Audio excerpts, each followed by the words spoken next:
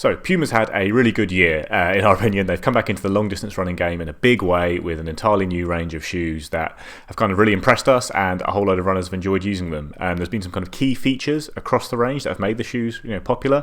Probably the most important is the nitro foam used in the midsole of the shoes. This is a nitrogen infused EVA that provides kind of a nice poppy ride, and it's pretty lightweight as well.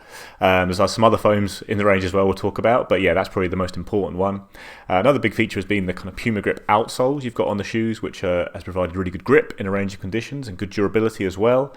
And then another nice thing is that a few of the shoes are really good value. Like there's a couple of great options under £100, and actually all of the shoes seem to pop up with sales and kind of with voucher codes, and that's always great to see with running shoes which can be very expensive. So I've tested most of the shoes in the range. I can say this now, there's a couple of shoes I haven't that we're not going to really be able to cover in this video. The main one of those being the Eternity Nitro, which is a stability shoe. I'm a neutral runner and I've been testing the other shoes in the range, so apologies, we haven't got really a lot of info on the Eternity Nitro, and the same goes for the Electrify Nitro, which is a cheaper option I haven't tested either. I have tested 5 of the shoes in the range. We're going to rattle them off. It's the Liberate, Velocity, Deviate, Deviate Elite and the Magnify. I'm going to cover off the kind of pros and cons of each shoe, what kind of runner they might be best suited for, and then I'm also going to go through which of them I'd pick if I was buying one shoe, if I was building a 2-shoe rotation, or if I was building a 3-shoe rotation from Puma shoes. I'm also just going to say quickly up top actually that we do call them Puma here in the UK. We don't call it Puma. We don't have any Pumas, we don't really have any big cats of any kind, but we call it Puma. I'm sorry if that annoys you, but I'm going to call it Puma for this entire video, so what can I say? So okay, let's dive in, and we're going to start with the Liberate Nitro. So the Liberate Nitro is the cheapest shoe in the ones I'm covering here, and it's also the lightest. This is a kind of a £90 shoe. It comes in under 200 grams, even in a UK size 9. And it's a really fabulous kind of good value, lightweight, very flexible, really nice running shoe that provides really great feel for the ground. And it can be used really for a nice range of runs. It's got a lovely Puma Grip outsole on the bottom there, which is a really nice amount of coverage given that this is such a lightweight shoe, and it's got a very thin monomesh upper. And the ride is fantastic. It's got the nitrogen infused EVA foam in the midsole, and you get a really nice poppy ride. Like I said, it's very flexible, and it gives really fabulous ground feel. It doesn't necessarily have kind of the support and maybe the kind of cushiness of some of the other shoes, and I'd say certainly in my experience Liberate Nitro was a better shoe using for kind of short distance efforts. So if you're kind of doing anything up to around 10k regularly, the shoe covers it off really nicely. I found as someone when I was marathon training that if I was pushing beyond an hour or kind of doing 10 miles, 15 miles in the shoe, it just didn't provide as much kind of cushioning and support and bounce as some of the other options in Puma's range. And it also had some slight heel rub issues with the heel design on the Liberate, which is similar to the kind of Deviate Nitro, that only really cropped up on longer runs. So yeah, it's more of a kind of really versatile all-rounder for runners who do stick to short distances. It's got a lot of pace. You can use it for really nice interval sessions and kind of even fast tempo runs. Again, if you're probably keeping those a little bit shorter. But yeah, it's definitely a great shoe that I think a lot of runners appreciate. It's nice and cheap. It's really, really fun to run in. I'll say that again. And yeah, it really impressed me on a number of counts. It can really handle a good variety of runs as long as they are kind of on the shorter side, I'd say.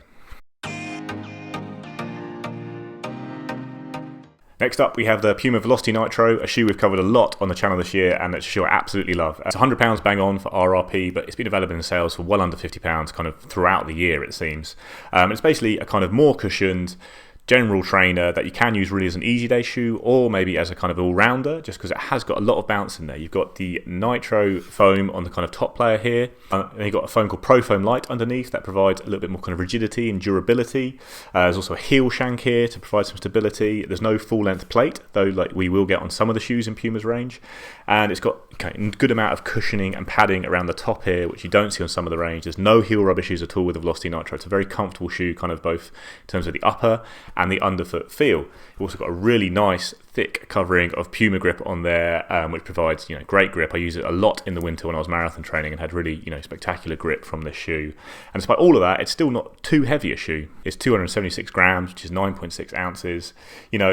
That really does make it a very versatile option. And I'd say I've done some hard, sessions in the shoe, especially kind of longer sessions where you're kind of doing reps, kind of 2K or 3K, that kind of thing. Really the kind of stuff I do a lot of in marathon training, and I found it had plenty of pop, plenty of pace, whilst also being just a really comfortable option for easy day runs. So yeah, this maybe is my favourite shoe in Puma's new range, just because it does so much for £100. And actually, it was one that when it first came through my door, I wasn't all that excited about testing it. I wanted to try the Deviate Elite, the Deviate Nitro, and just used it for a couple of runs, and it's kind of been sticking around my rotation ever since. A really fantastic shoe.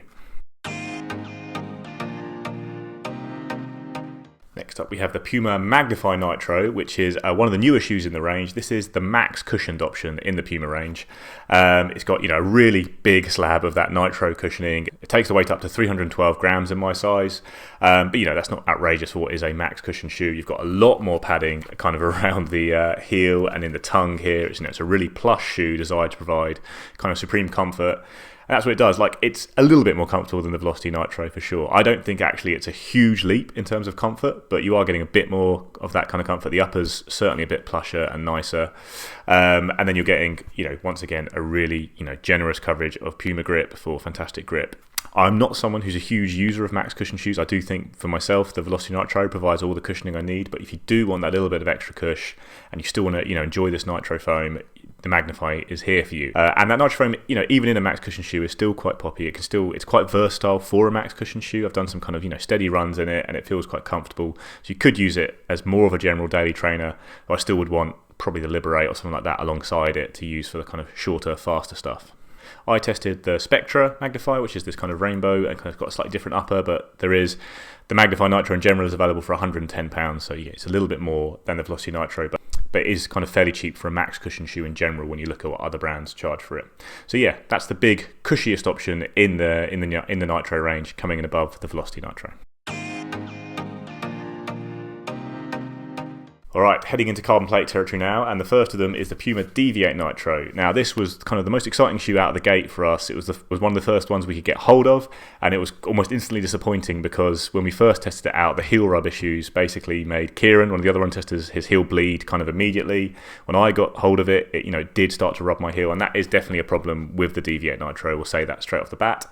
The Spectra edition, which again is this rainbow one I've got here, has a little bit more cushioning here, and I didn't really have any heel rub problems with this shoe, but in general it's that kind of top bit does seem to slice into people. You can kind of cut it down would be my recommendation if you are worried about that and really want to use this shoe. And there's a lot to recommend it. Like I say, it's got a full length carbon plate. It's Puma's inner plate, which is a bit forked. You've got the nitro foam. It's a nitro infused EVA foam above and below the plate in the Deviate Nitro. You've got a slightly more stripped back upper compared to things like the Velocity Nitro, and obviously no padding around the heel, but you've still got a really good outsole there, with lots of that Puma grip material. This is kind of built to be a fast trainer that you're going to be using regularly. It's it's going to be a durable shoe, but it provides a lot of speed. It's not the lightest shoe in this kind of area. It comes at 271 grams in my UK 9. It's actually not that much lighter than the Velocity Nitro, but you have got a more propulsive, fast ride from the carbon plate there, and the fact it's only got that nitro foam in there. There's no mix of foam, just all the good stuff that's designed to provide that kind of lightweight poppy ride. So I really love this shoe. I've used various editions of it for lots of running this year. I've done a lot of fast training sessions in it, used it in a similar way to something like the Saucony Endorphin Speed, and it's it's in that bracket. It's a bit heavier and not quite as smooth and fast as the Endorphin Speed, but it's a fantastic kind of plated trainer that you can use for a lot of runs. It's still comfortable on easy runs. The real key concern here is whether you get heel rub, which will rule it out for a lot of runners. It's coming in a fair bit expensive than the other shoes we've talked about so far. It's £140 in the UK or $160 in the US, but you are getting probably the more versatile shoe here if you are someone who leans more towards the speed end of things, because that carbon plate does give you that extra dimension on the run. Lastly, we've got the Puma Deviate Nitro Elite. Now, this is a very exciting shoe. It's £170. It's the full-fledged carbon racer in Puma's range. You can see it's got a far lower stack than kind of most carbon super shoes. It's kind of listed as a 36mm stack, but it feels a lot lower than that on the run. And you've got a different foam to the rest of the range. That's probably the key change here. This is Puma's Nitro Elite foam, which is a nitro-infused PIBA foam rather than EVA. So it's lighter, you're getting more bounce. This is a really lightweight shoe. It comes, I think, pretty much 200 grams bang on in my UK size 9. Which is what you want from a full-fledged racer like this. Now, did a lot of running in the shoe. It's got a slightly different upper. It's got a slightly closer fit than the rest of the range. I've got the same size in all these shoes, I should say, actually, but this has certainly a slightly closer fit, racier feel to it, tighter. It's got kind of a slightly stiff kind of mesh material on the upper. But I didn't get any heel rub issue, and I used it for, I think, kind of 60, 70k over the course of, not a lot of days, less than a week, and I didn't really have that problem with this shoe, which is obviously a great sign. And then when it comes to racing, like it's got a lot of all-out pace. Ran a 5k in this shoe. I've done that kind of kilometre reps, and I've also done a really long session running a couple of 5ks plus a load of kind of a 1 minute on and off intervals in it, and you end up kind of around 27k in that shoe. And I think it does protect the legs quite well. I'd probably rate it more as a racer for kind of 5k to half marathon, and then I think lightweight people will really enjoy going all the way to the marathon, like Molly Seidel, obviously, who's done very well in this shoe this year if you've been following Elite Running. On the outsole, you've got Puma Grip LT, which is a slightly kind of lightweight version of Puma Grip. It still actually provides fabulous grip, and the coverage there is amazing for a 200-gram shoe. It's not the thickest layer, but you're getting really extensive coverage there, and I found it gripped really well. Basically, it's a really, really good carbon ratio, and it's fantastic value at £170 compared to a lot of carbon plate super shoes. The main problem here is that it's basically impossible to get hold of the Deviate Nitro Elite. So, yeah, I don't know what to say about that. It's a real shame that Puma hasn't made this more available, because it's a really good shoe, and I think a lot of runners would love using it. It's got a slightly more traditional feel than many super shoes, and it's certainly a lot faster than the other shoes in Puma's range. But hey, that's the way it is. They are releasing a new super shoe next year with a kind of a decoupled midsole and a fancy plate, and maybe that's going to come in straight away and replace this. But if you can get hold of it, this is a really good racing shoe and a really nice one to round off the Puma range. So now we're going to wrap up by saying, which of these shoes would I get if I was only buying 1, 2, or indeed 3 of them? Now, if you're going for one shoe, I would say the Liberate Nitro is very, very tempting, just because it is a really fun all-round shoe to use. I'd say certainly if you're a runner who sticks to shorter distance stuff, you're not going to be going out for kind of, when I'm in the midst of marathon training, I'll be doing over an hour kind of each day of running, and I just find this probably wouldn't be enough shoe, and I don't think it's got that little problem with the heel as well. But if you're sticking to shorter stuff, you love a nice fast feel, you love a flexible shoe with plenty of ground contact, the Liberate Nitro is a great option.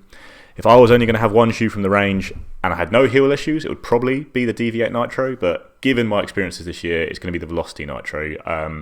It's not a fantastic speed shoe, but it's a really comfortable and versatile shoe that can handle speed work whilst really ticking off all your base miles really well. And yeah, I've really loved using it, and with one shoe, you're not really going to get fantastic top-end speed and comfort, and I'd probably lean towards the fact that this is a comfortable shoe that is still quite speedy. And then if you've got no heel rub at all, then the Deviate Nitro actually, is a really good option. Then when it comes to the 2 shoe rotation, this would be really easy for me. I'd go with the Velocity Nitro for the bulk of my training, and then I'd try and get hold of the Deviate Nitro Elite for racing. Now, that's very hard to do because it's a really tricky shoe to get hold of. So actually, there are some other options here. Actually, the Velocity and the Liberate are a very nice and good value rotation. The Liberate does the short, speedy stuff really well, and then the Velocity handles a chunk of your training really well. So that's quite a nice little option. And you could also actually sub out the Velocity for the Magnify for the kind of easy stuff, whichever shoe you're pairing with it. If you do like kind of a cushier ride, then these shoes kind of could do a similar job, just this offering a bit more cushioning. And really, you could use any of the Liberate, Magnify, and Velocity with the Deviate Nitro as your kind of speedy race shoe. Again, if you're not getting that heel rub. When you're heading for a 3 shoe rotation, the Magnify does become much more of an option. For a pure easy day shoe pick, it's the least versatile kind of shoe in the range. So if you've got 3 shoes, then you can have a dedicated easy shoe. It is a really good option for that. I personally would still be using the Velocity. I think it's more than enough cushioning for myself. I really like doing my easy runs in it. So yeah, 1, 2, or 3, the Velocity would be probably in the ones I'd pick. So I'd have that as my easy day shoe. I then would pick up the Deviate. I would pick up the Deviate Nitro and use it for speed work, and just kind of make sure I was balancing the amount of time I spent in it to avoid getting any heel rub problems. And then yeah, the Deviate Nitro Elite for your rest option if you can get hold of it. It's definitely the fastest shoe in the range. And yeah, if you're going to get a dedicated racer from Puma and you can get hold of it, that's the one to get until next year when they do release these kind of new shoes.